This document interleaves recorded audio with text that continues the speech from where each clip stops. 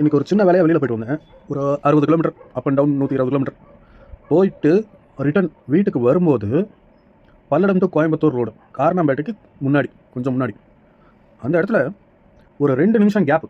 அந்த 2 நிமிஷம் கேப்பில் உயிர் தப்பிச்சு வந்தேன்னு நினைக்கிறேன். ஆமாம், 2 நிமிஷம் கேப்பில் கண்டிப்பாக உயிர் தப்பிச்சு தான் வந்திருக்கேன். அடிபட்டு ஹாஸ்பிட்டல் சேர்றது அப்படி கூட இல்லை, உயிரே தப்பிச்சிருக்கேன். என்னென்னா, எனக்கு முன்னாடி ஒரு கார் ஒன்று போய்ட்டு இருந்தது. கோயம்புத்தூர் நோக்கி ஒரு கார் ஒன்று போய்ட்டு இருந்தது. நான் இப்போலாம் கொஞ்சம் கம்மி ஸ்பீடு தான், ஸ்பீடு வந்து ரொம்ப அதிகம் போக மாட்டேன். ஒரு 40, 45, 50 அந்த ரேஞ்சுக்குள்ளே தான் இருக்கும். 40 to 50 தான் இருக்கும். அப்படியே போயிட்டே இருக்கிறேன். கோயம்புத்தூர் நோக்கி போய்ட்டுருக்கேன் பல்லடம்லேருந்து. எனக்கு முன்னாடி ஒரு கார், அந்த கார் பார்த்திங்கன்னா அவனும் அதே ஸ்பீடில் தான் போய்ட்டுருக்கான். திடீர்னு எனக்கும் அந்த கார் முன்னாடி இருக்கிறது ஒரு 10 அடி தான் இடைவேளை இருக்குது. அந்த கார் சடனாக ஒரு ஸ்பீடு எடுத்தது.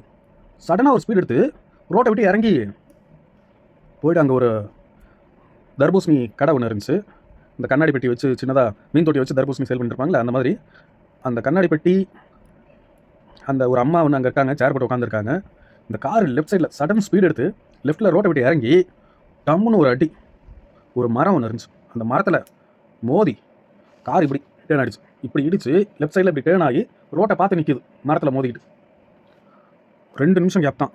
அதாவது 2 நிமிஷம். நான் வந்து பல்லடம்லேருந்து இந்த கோயம்புத்தூர் ரோடு வர்றதுக்கு முன்னாடி மேகநாதன் ஒரு நண்பர் ஒருத்தர், அவர்கிட்ட சும்மா ஃபோன் பண்ணி ஒரு 2 நிமிஷம் பேசிட்டு வந்தேன்.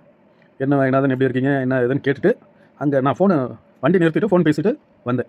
சப்போஸ் நான் அந்த நண்பர்கிட்ட ஃபோன் பேசாமல் வந்திருந்தேன் அப்படின்னா அந்த 2 நிமிஷம் கேப் வந்து இந்த காருக்கு முன்னாடி நான் வந்துட்டு இருந்திருப்பேன். அதே இடத்துல அந்த காருக்கு முன்னாடி நான் வந்துட்டு இருந்திருப்பேன். அப்போ என்ன இருக்கும், அந்த காருக்கு முன்னாடி நான் போயிட்டு இருந்திருப்பேன். அந்த காருக்காரன் கரெக்டாக எந்த இடத்துல லெஃப்ட், அதாவது ரோட்டை விட்டு இறங்கினானோ அந்த இடத்துல நான் இருந்திருப்பேன். அவன் என்னை இடித்து தரன்னு இழுத்துட்டு போய் அந்த மரத்தில் இடித்து அந்த காருக்கும் மரத்துக்கும் நடுவில் நானும் என் வண்டி இருந்திருப்போம்.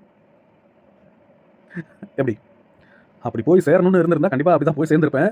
பட் அந்த 2 நிமிஷம் கேப்பில் எஸ்கேப் ஆகிட்டேன். ஸோ இப்போ என்ன இதில் என்ன தெரியுது அப்படின்னா, என்னுடைய ஜெம்ஸ்டோன் ஒன்று மாற்றணும்னு நினைக்கிறேன்.